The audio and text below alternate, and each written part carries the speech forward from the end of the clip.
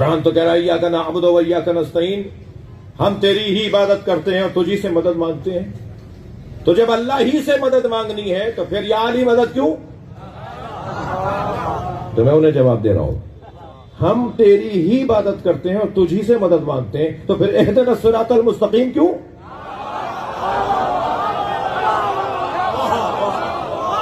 भाई नहीं, आप सुनना नहीं चाह रहे अच्छे।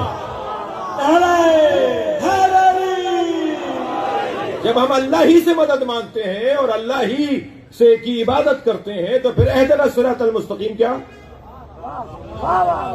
हम तेरी ही इबादत करते हैं, तुझी से मदद मांगते हैं कि हमें अली का रास्ता दिखा। अच्छा, अभी तक भी अगर किसी बच्चे को हलक से न उतरा हो तो सिरातल लदीना क्या है?